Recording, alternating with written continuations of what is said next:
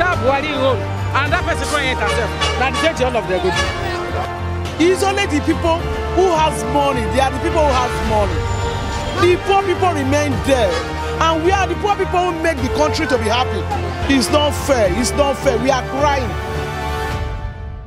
Nigeria is another electoral season, so to say, and the atmosphere is fired up with a lot of uncertainties.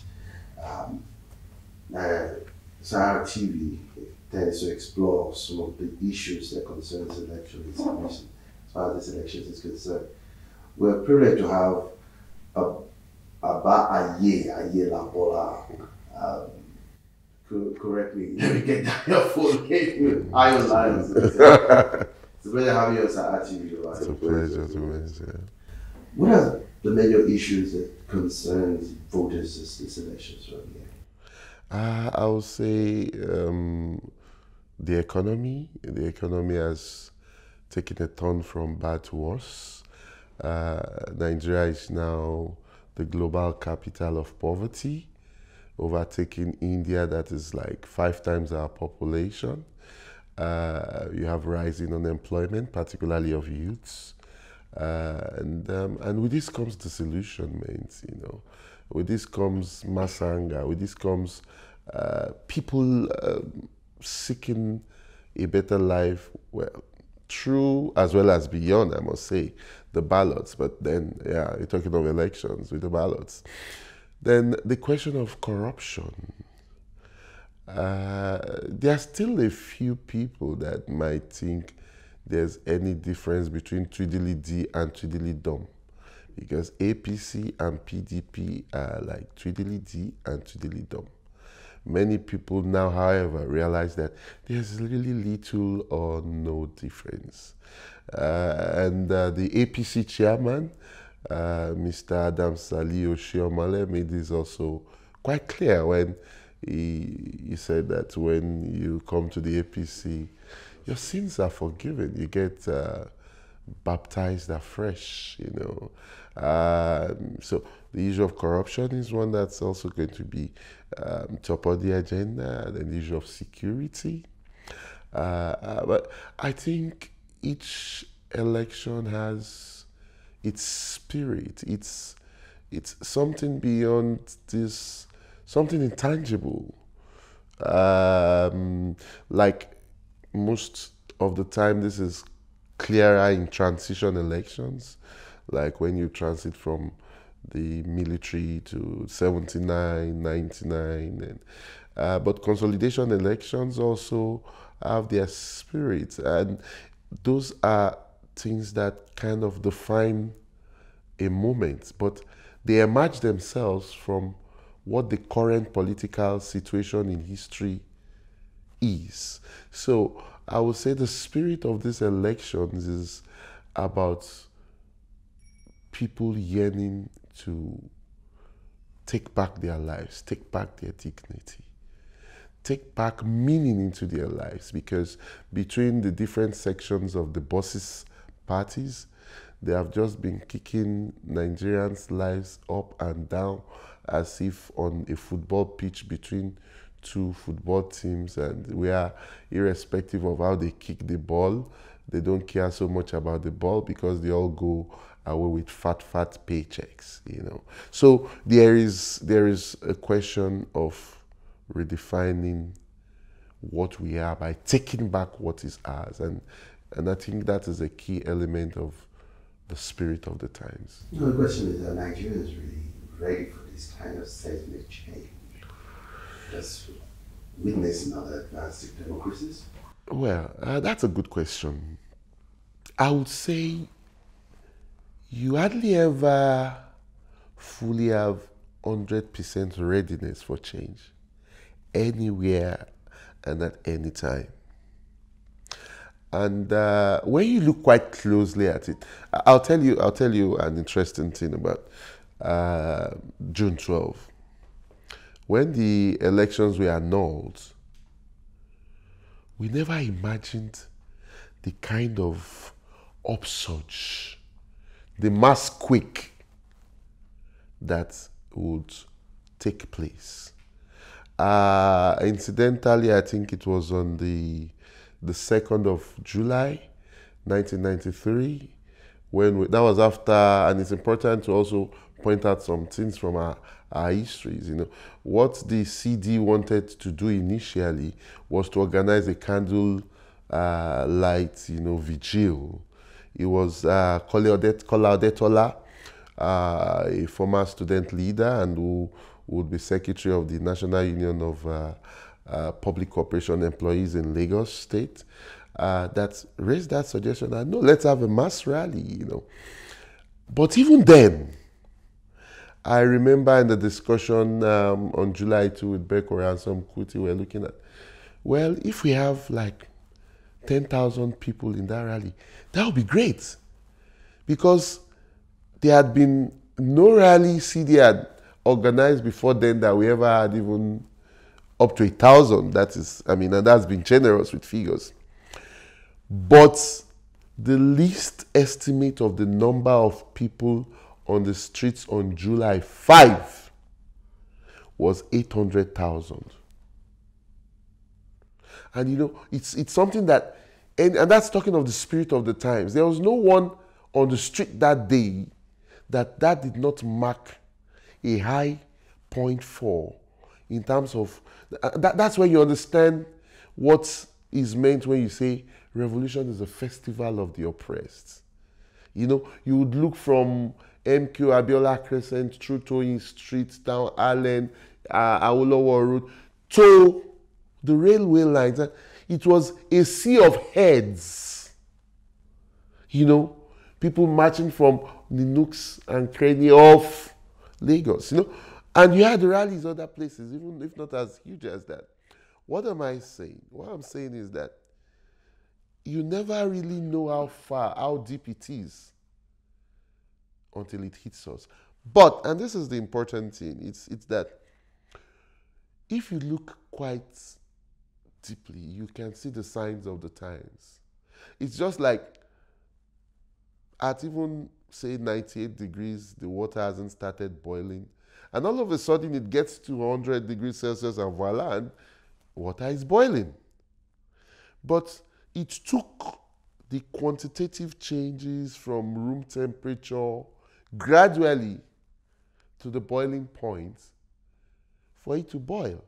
The fact that we haven't seen the steam of boiling now does not vitiate the fact that Nigeria is approaching a boiling point. That is what all this indices, these figures, this facts about how people are suffering, this fact about Nigeria being one of the 3 most unequal societies in the world. And not just that, the one that took the farthest step backwards in terms of addressing the question of inequality. And yet you have a state, you have a government, you have a regime that denies the facts. When international body says it denies it, it rather would lambast Amnesty International and Oxfam lambast them. When even its own National Bureau of Statistics says it, it still denies it.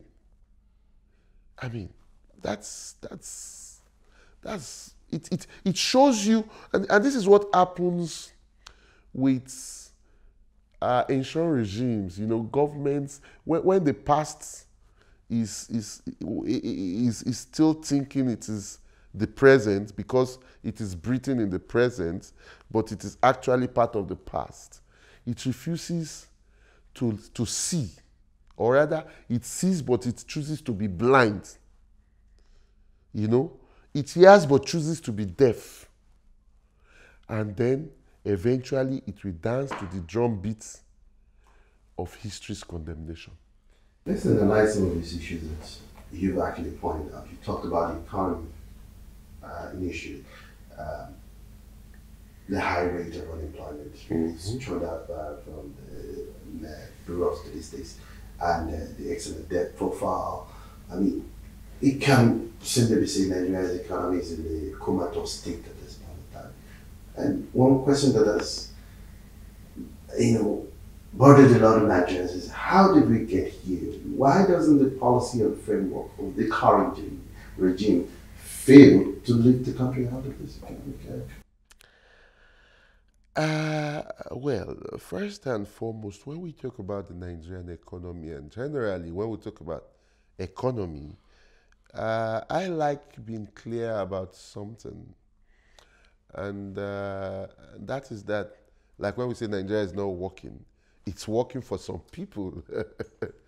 When we talk of the Nigerian economy, some people are feeding fat, you know.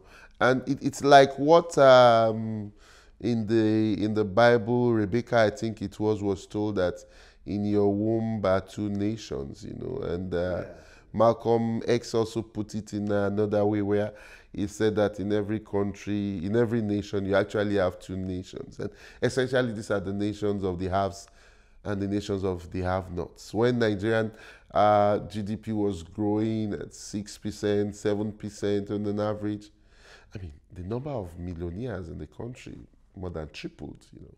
The number of billionaires doubled, you know.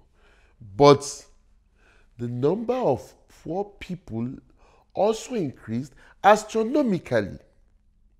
So what this means is that it is not a lack of wealth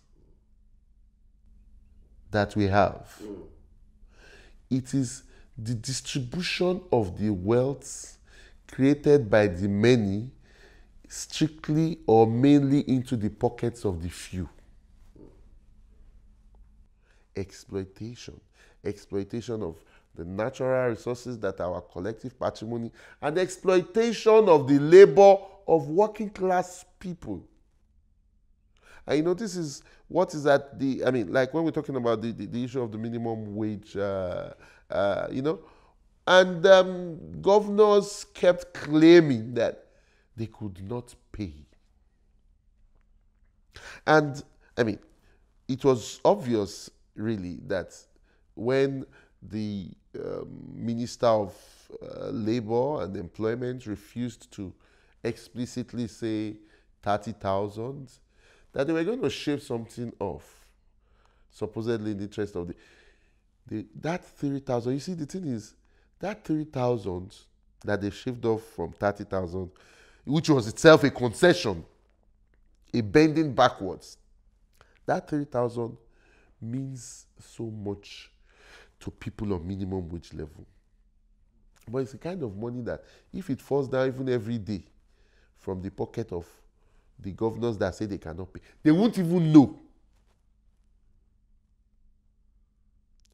I had a friend, also a comrade from school then, who was saying that then it was essay to a minister. I mean, in confidentiality, I won't mention either him or the minister. But I said the minister had, you know, this taste for a wine costing like 64,000. I mean, and I'm talking of well over 10 years back. And you would take it every other 2 days there about that.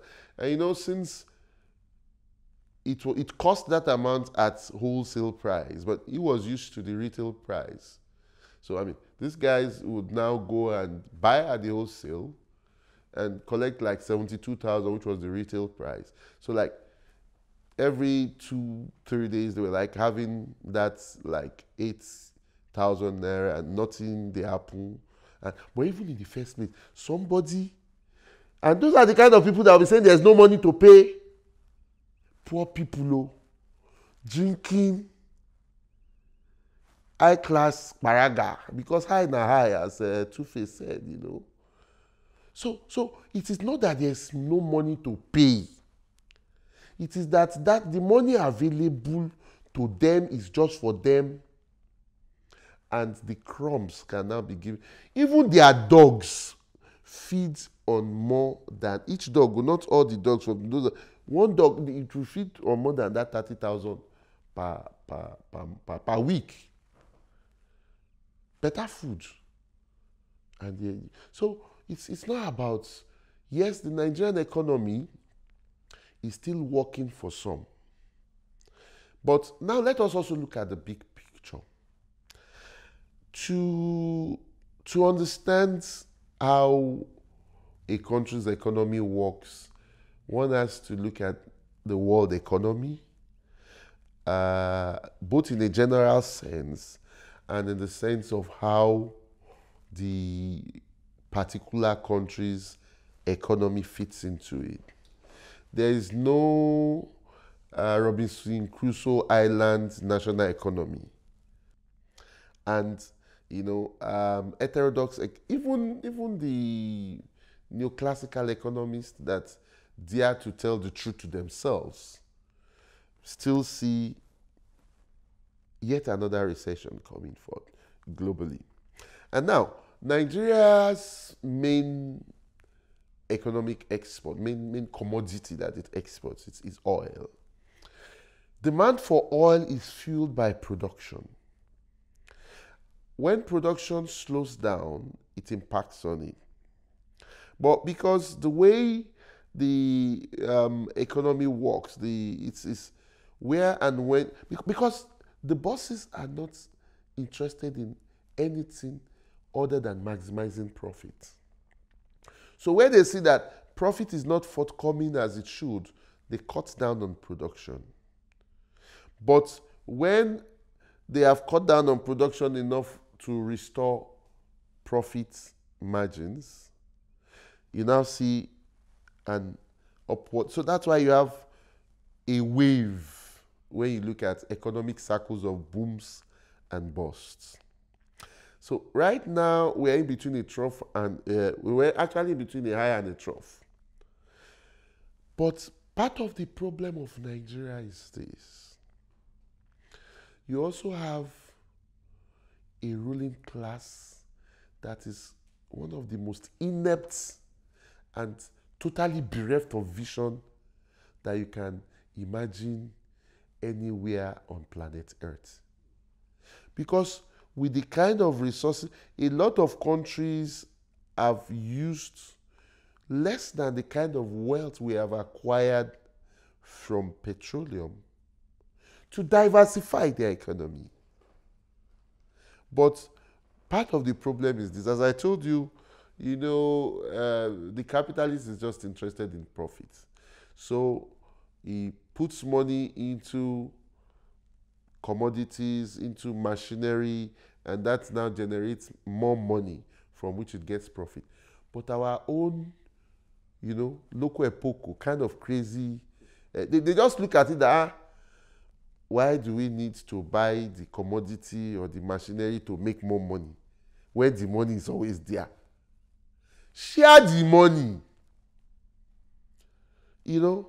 So that is why even what someone like Peter, the writer of Dependent Development, Brazil, for example, I did a comparative analysis at the time of the socioeconomic evolution of Brazil and Nigeria between 1929 and 1999.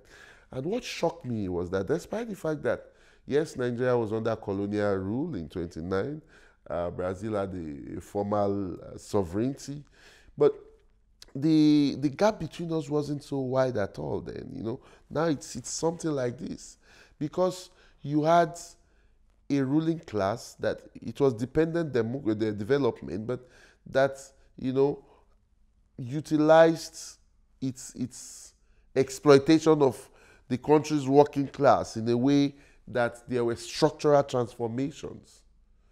And I always give an example too of, it was in 1963 when the Nigerian Nigerian Defense Industrial Corporation was established, that Brazil also set up the same under Kubitschek. And by the 80s, thereabouts, the Brazilians were producing tanks, fighter planes. I mean, I'm not for expenditure on that, because money spent on war can be used to make life better for people. But Nigeria's own, I don't think they have even started producing the OBJ gun that they said they wanted to. So you see, that's the problem. So there's a general problem and there's a particular problem. Now, Nigerians, come February, have a choice to choose between economic progress or retrogression. to poverty and hardship. And the big question is, what should be done by whoever wins at this point in time in this election in order to implement workable policies that will lift this country out on and revamp the economy?